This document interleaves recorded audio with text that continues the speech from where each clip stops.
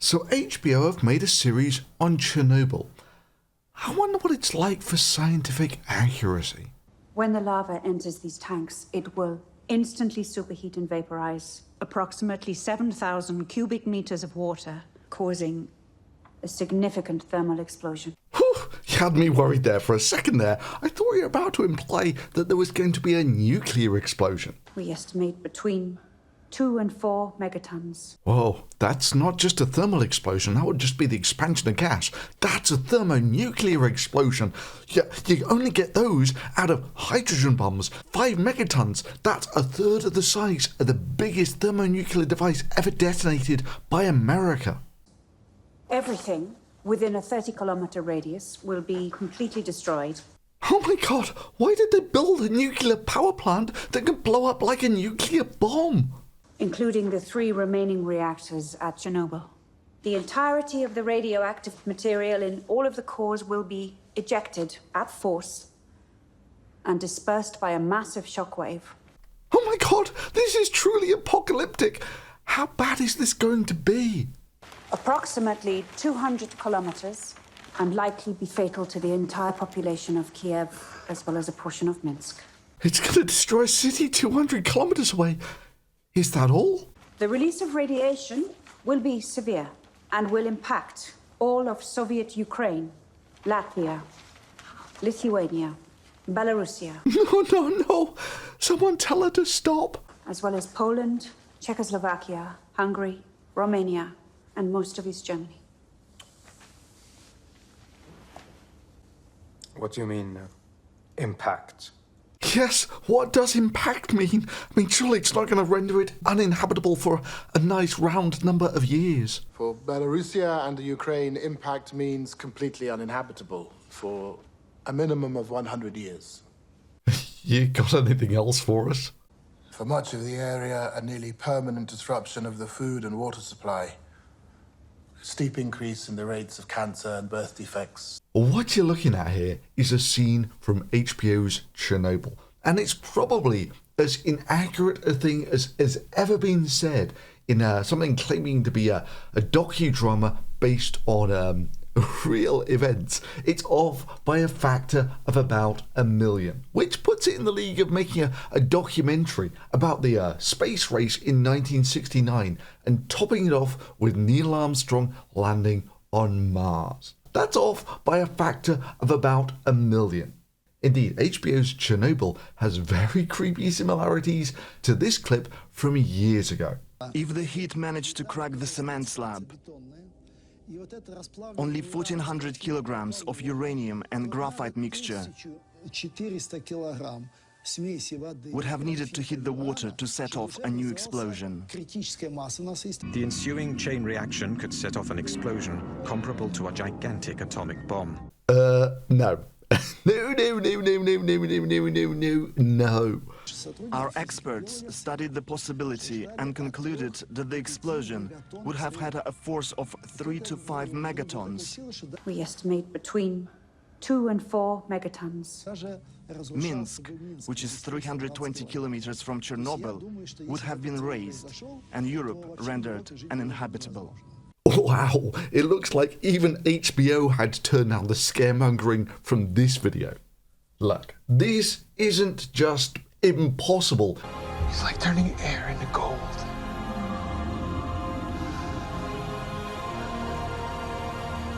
A miracle.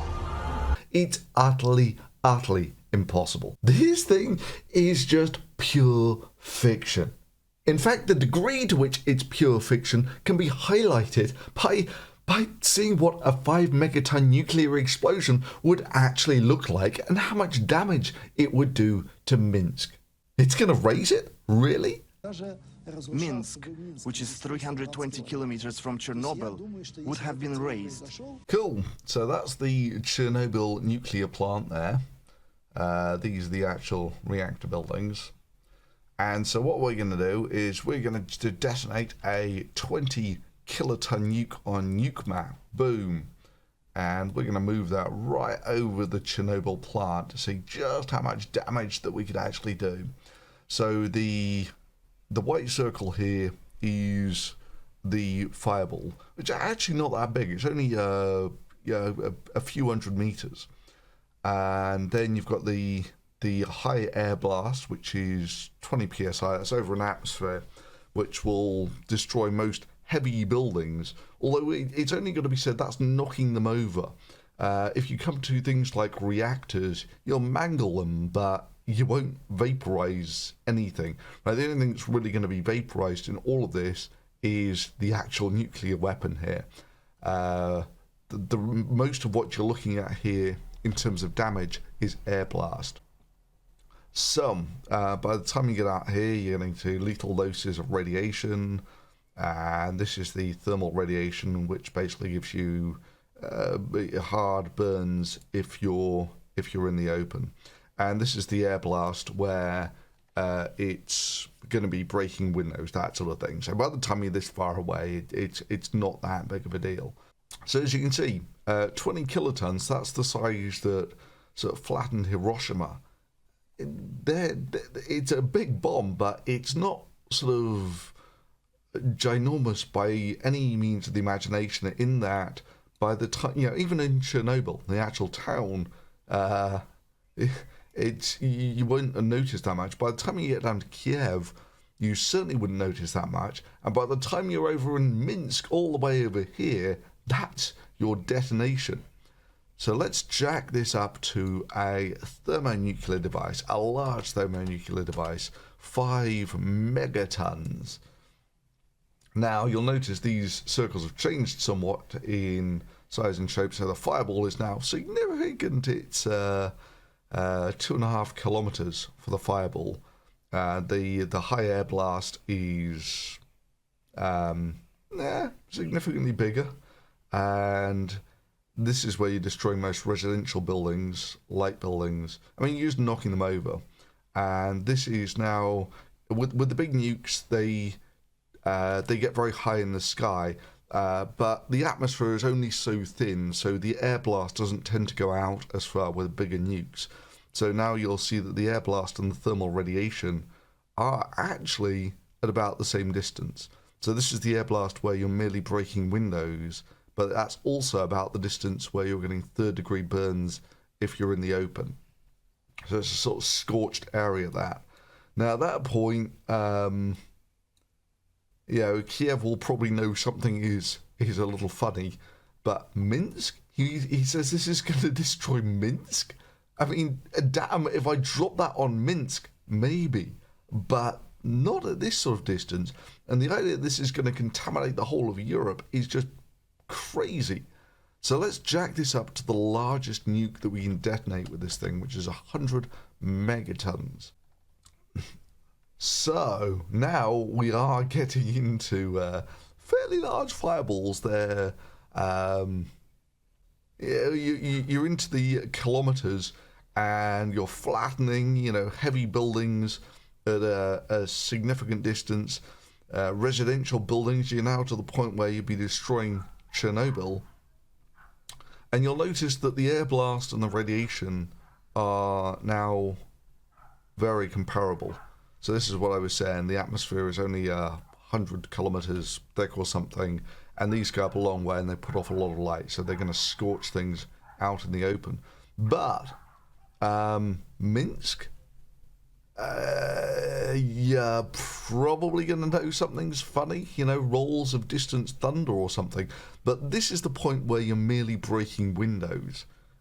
And so by the time you get out to here, a distant rumble of thunder, probably, maybe not even that. Minsk, which is 320 kilometers from Chernobyl, would have been razed, and Europe rendered uninhabitable. It's not that just Minsk wouldn't be razed. It's most people in Minsk wouldn't even have the slightest clue that a 100 megaton nuke had gone off 300 kilometers away.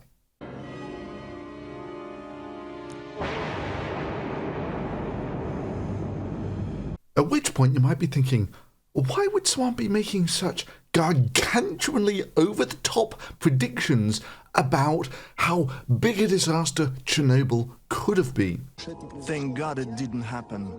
There were trains with over 1,000 cars in Minsk, Gomel and Kiev, ready to evacuate the population. Well, we'll come back to that at the end of this video after we've covered, how shall we say, some facts. You see, it's probably people's greatest fear of nuclear reactors is they're going to blow up like nuclear bombs. After all, they've both got nuclear in their name. They both get their energy from nuclear reactions. But all of this is predicated on the basis that you can not just get a nuclear explosion out of a reactor, but a thermonuclear explosion. To which the answer is no.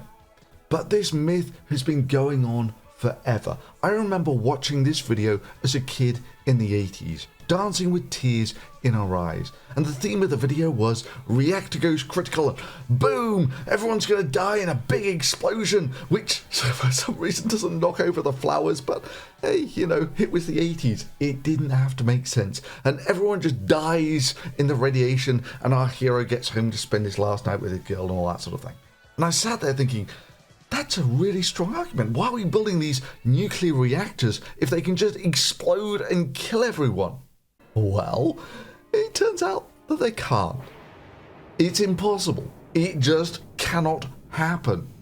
It's like looking at the energy density in your gasoline and finding out that it's got a higher energy density than TNT and worrying that your car is going to explode with the force of an entire gas tank full of TNT.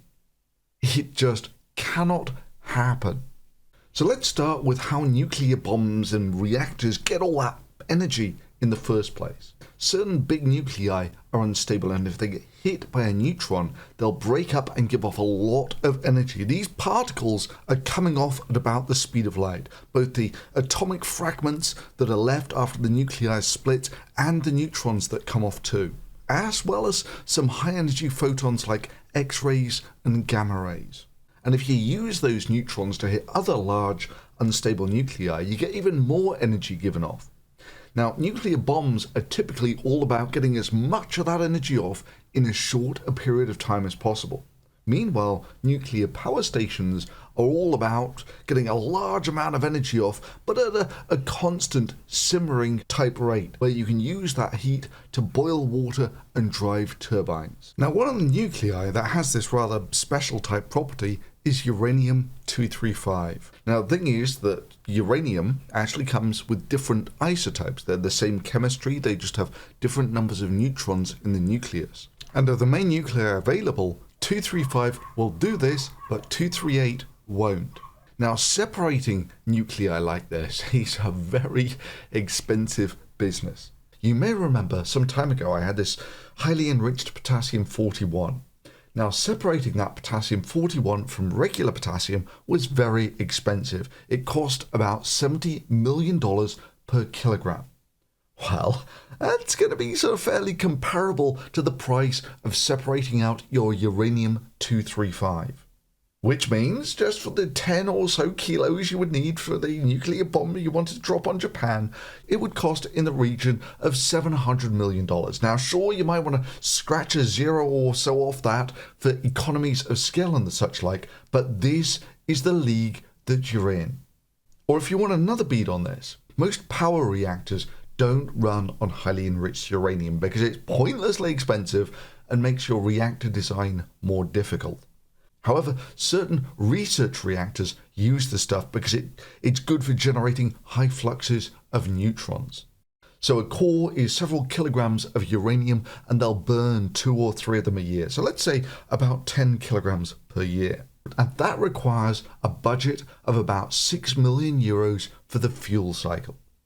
Right, so the bottom line is you don't use highly enriched uranium in a power reactor. And further, it's not usually as the metal because the metal's harder to work and all sorts. It's usually handled as the oxide in fuel rods. So the uranium is all spread out in the reactor. Plus, it's not very enriched, which means your density of these U-235 atoms, the ones which are going to sustain your chain reaction, are split up. You see, for the reason that bombs are almost impossible to make, you've got to go back to how these things work. When you split a nuclei, you get a load of energy off and some more neutrons. And if you use those neutrons to split more nuclei, you get more energy out. And if you absorb those neutrons, say with a control rod, or those neutrons fly out of the core and they don't get absorbed by another nucleus, or if for any reason whatsoever they just hang around for long enough that the neutrons decay on their own, as long as those neutrons don't find another U-235 atom, that's it. You're not going to get any more energy out of this chain reaction. So the energy that we release is dependent on how many nuclei we split up in a unit time. Now, if you're running a reactor, you want to get as much power out of it as possible.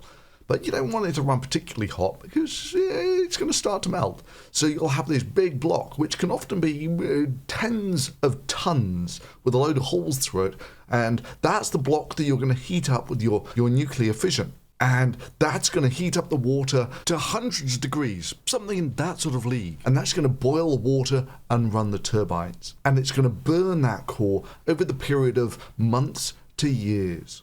However, if you want to make a bomb, you've got to release all of that energy in as short a time as possible, which means rather than burning the core over a period of a few months, you want to burn as much of it as possible in as short a time as possible.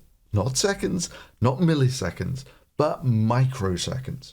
And this is why you need the highly enriched uranium. The stuff in power reactors just cannot do this.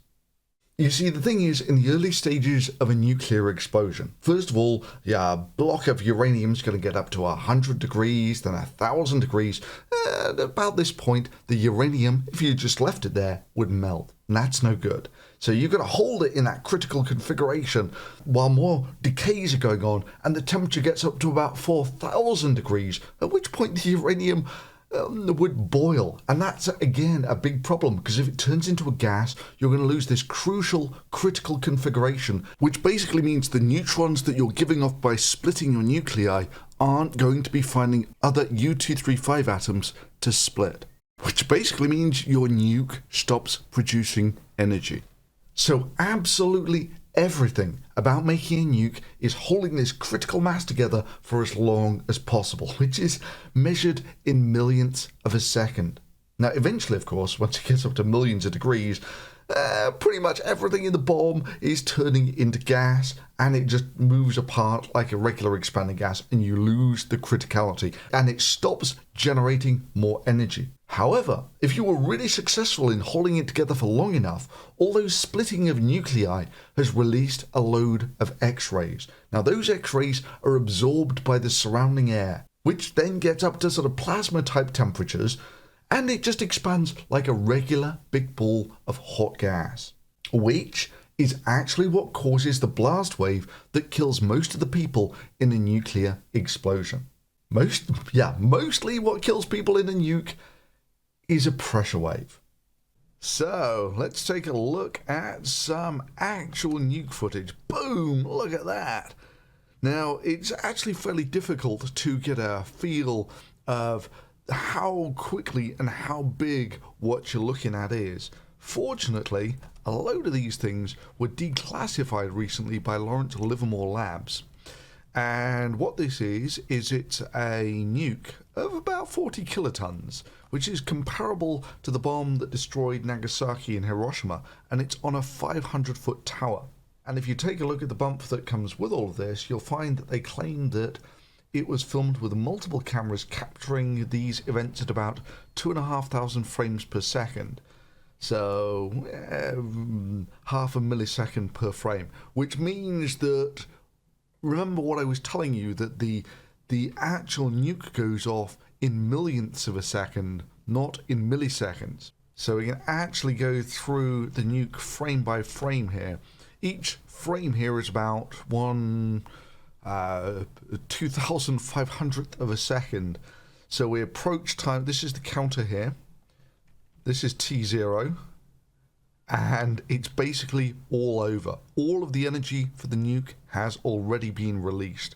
These, by the way, are smoke rockets. They're there to help track the blast. And you can see the tower is 500 feet. So the initial fireball, this is the plasma ball that sort of sets it all off, is not actually that big. That's the bit that sort of vaporized, as it were. And we can go through this frame by frame, and you'll notice all these spikes come out.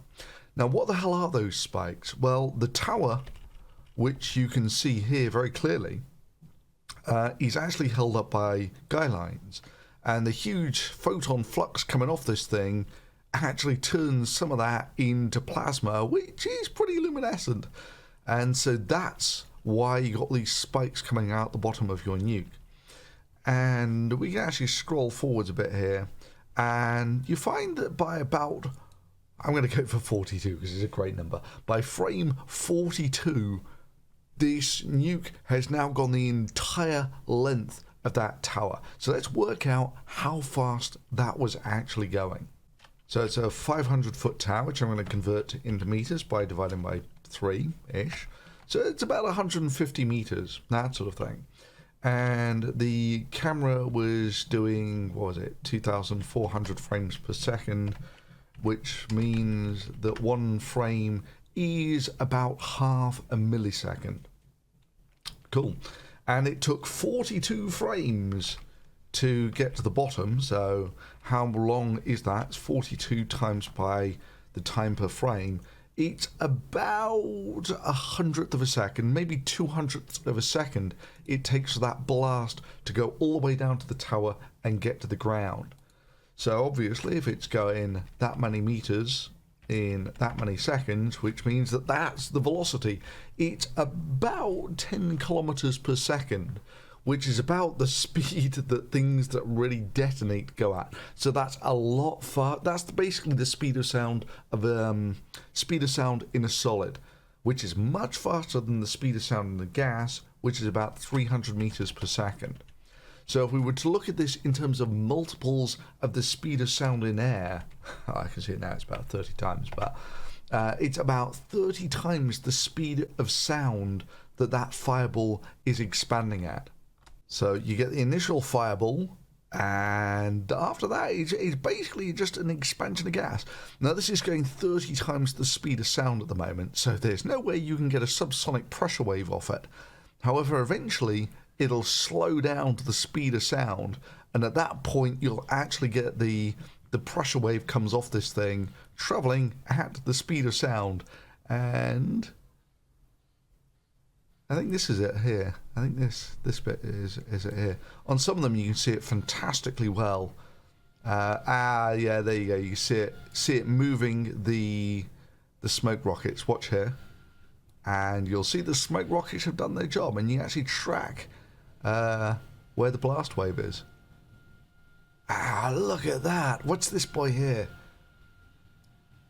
So this is actually what they're all in for. You know, it goes backwards and forward. It might be, yeah. So I think that's the pressure wave, which is essentially the blast wave that does a lot of the destruction of nuclear weapons. So merely to get this small beginner's level nuclear explosion, you need a very precise configuration of highly enriched uranium, all in this configuration that holds it together for as long as possible. Oh, and I forgot, you also need a neutron spark plug, because if you don't have any neutrons to get the ball rolling, it's perfectly possible that not a lot's going to happen. And if you've got it all right, you're going to get an explosion of about 20 kilotons out of it, which is actually not that big for a nuclear explosion. So let's compare this to HBO's assessment of the molten core at Chernobyl.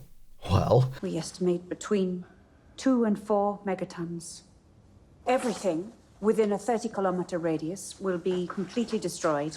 It's not highly enriched uranium, so that kills it there and then. It's not in the correct designed geometry, so that kills it again. And further, it's actually a melted down reactor, which means there isn't any more fission going on anyway. But let's just assume there was. You would still be looking at an upper limit of getting about a 20 kiloton explosion out of this thing. And he says that you're looking at 5 megatons, over 100 times bigger.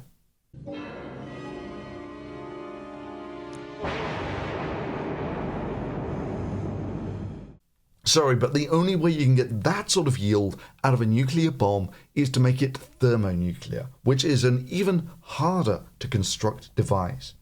So not only do you need all the highly enriched uranium in the precise configuration, the neutron spark plug and so forth, now you've got to bolt an additional device that turns some of that X-ray flux to compress fusible material outside the bomb to enhance the yield.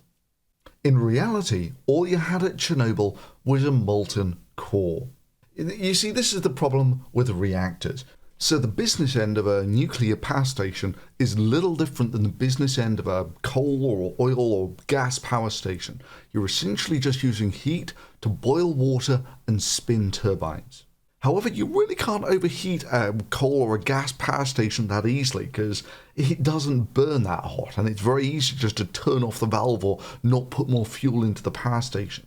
With a nuclear power station, you can actually get it quite a lot hotter, and therein lies the problem. You want to run these heating things at 1,000-odd-ish degrees, but by 2,000-odd-ish degrees, stuff starts to melt, and that's only a factor of about 2. Remember that number for later. Further, once your reactor has melted, alright, the fission stuff's going to stop pretty quick, because once it's mostly melted, it's going to melt down into the concrete, which will dilute it pretty quickly and kill any further fission from going on. And that's what produces the lion's share, some 95% of the heat generated. But the decay products from the fission on a freshly run reactor are still capable of generating quite a lot of heat, and heating this stuff to maybe a couple of thousand degrees. But again, as it melts into the concrete, it dilutes. And seeing as it's only got a finite capability of generating heat, the more dilute it becomes, the cooler it becomes, and eventually it just solidifies. So at this point, if it runs into water, it's going to look more like this than this.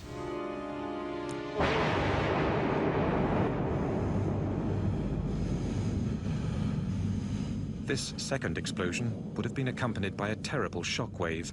The only difference is this lava would continue to be a heat source and would eventually boil the water. But unless it's a sealed system, you're not going to get a pressure explosion off of this. You're just going to keep boiling off the water. In fact, let's talk about for a second, how did Chernobyl explode in the first place? Because Chernobyl clearly did explode. There's a big hole in it. Well, ironically, at the time it blew up, they were doing safety tests. And they'd managed to pull out enough of the control rods that the reactor was in a position where it wouldn't just generate twice as much energy as it normally did, but 10 times the power levels that it normally would.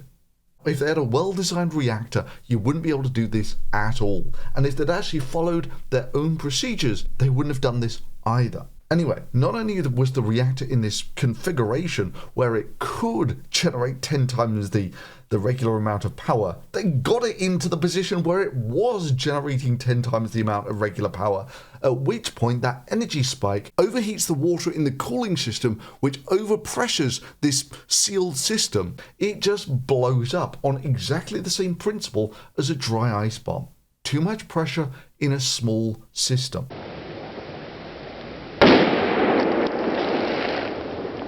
Or as in this Mythbusters video of an exploding water boiler. Let me say that again. 85,500 pounds of pressure pushing against the bottom of the heater. You would fail too.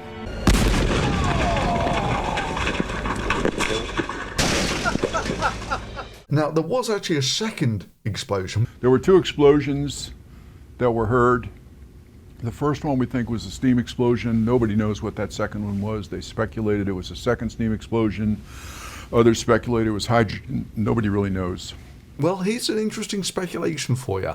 At more than 1,000 degrees, one of the first things to melt will be the zirconium casing for the fuel rods, which will then run down into the water at the base of the reactor.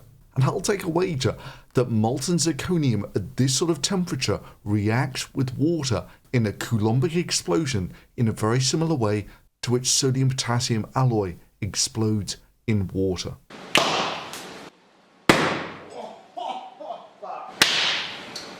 Yes!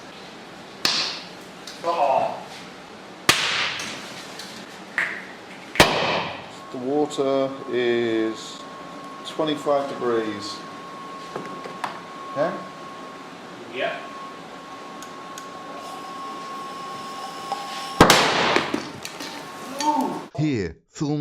10,000 frames per second. That's 1/10 of a millisecond per frame.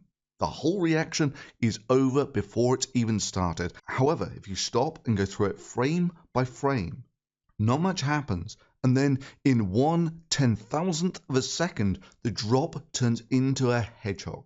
Now, of course, you've got a big hole in the reactor, and it's on fire because there's graphite moderator in this thing, which will burn at this sort of temperature, and that spreads all the decay products from the nuclear reactor out. Now, most of this reactor, of course, is just a molten blob that just sits in the ground, and it can't really do anything because it's like lava. You know, it doesn't spread itself around Europe on its own. So where the hell does this 3 to 5 megaton explosion stuff come from? Well, this is just my opinion. Let's just say you had a really bad design for a nuclear reactor. These are just a list of the differences in summary of between U.S. reactors and the Russian reactors. As I said, they're very different. They can never be licensed in this country. Which, due to some further incompetence, they deactivated, as I said, the emergency core cooling system, the ECCS, to prevent complications during the test. Led to one of the worst nuclear disasters in history. How do you turn that into the selfless comrades of the USSR saving Europe? Well, clearly, the more people they save by sacrificing themselves, the more heroic it is. So let's turn the molten core getting into the water tanks, something that would probably look more like this than this, into how 3 valiant, selfless comrades from the Soviet Union saved Europe. Minsk, which is 320 kilometers from Chernobyl, would have been razed and Europe rendered uninhabitable. You gotta bear in mind, this is days after the initial meltdown. There's no more fusion going on in this thing. All you've got is a bunch of decay products that are keeping this stuff pretty toasty. But do you know how they normally keep spent cores cool? In a swimming pool. Now, don't get me wrong, draining the water was still a good idea, in that if this stuff did get into the water, it would have probably boiled some of the water, and that is a transport mechanism. But this is more something that would make the worst nuclear disaster in history slightly worse, not something that threatened to destroy Europe. And of course, you've got to say that they knew they were almost certainly going to die. A kamikaze mission, rather than they actually all survived and for the most part lived happily ever after. I've got to admit, it's a good story, and it's small wonder that it gets told again and again and again. So we need to find 3 plant workers, get to the sluice gate valve here, and give us the access we need to pump out the tanks. We're asking for your permission to kill 3 men.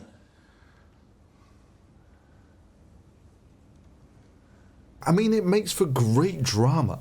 We estimate between 2 and 4 megatons. Everything within a 30-kilometer radius will be completely destroyed. It's just not true. So if you want to know just how pervasive this myth is, just type in 3 men who saved Chernobyl. Okay, and what do you get? Chernobyl, how 3 volunteers prevented a far bigger nuclear disaster. 3 men who saved millions. The Chernobyl suicide squad. 3 men who prevented yada yada yada. 30 years ago, 3 men at Chernobyl saved millions of lives. The real story of the Chernobyl divers, the suicide squad, 3 men who saved millions. And so it goes on. Now, one of the reasons I don't get all hysterical about radioactivity is because I know it, and with the right tools, how easy it is to detect and avoid. So this is my Gamma Scout, which will happily detect alphas, betas, gammas, data log, and all sorts of other fancy stuff. It's a pretty decent Geiger counter. However, from first-hand experience, I can tell you that if you get one of these things, the first thing you'll notice is there really isn't that much radiation around. I mostly use this to find the uranium mines that created the US's first nuclear bomb. And you'll notice it's getting a little toastier. In fact, there's uranium absolutely everywhere around here. So you sort of stick it under a plant somewhere, and immediately goes with a high radiation alarm. That's 50 times background, 100 times background, 120 times background. And of course, it's all completely, perfectly natural. But of course, a lot of these are alphas, so they're, you get off the ground and it drops down by quite a lot. And of course, you walk 10 feet away and all of a sudden, bear in mind 3 is about what you'll get in an airplane, so going up to 10 is like, it's only 3 times what you get in an airplane. So me being down there for, 10 minutes or something is only the same as a half-hour plane flight. Other than that, it's pretty hard to get this thing to give any other reading than a background. Unless, of course, you take it on a plane. Turn these things on during a flight. They are absolutely crazy. However, in the exceptionally unlikely event that there is a release of radiation of some sort, this thing is worth its weight in gold because you can very easily detect what's contaminated and what's not. So if you fancy one of those, I'll leave links to these in my Amazon store below. So thanks for watching. Hit the subscribe link before the lava running into the sea creates another megaton thermonuclear explosion. Or even better, hit the notification bell to make sure you don't miss out on new content. And as always, this channel is supported by the kind donations of patrons. And if you want to become one of those, I'll leave the links below.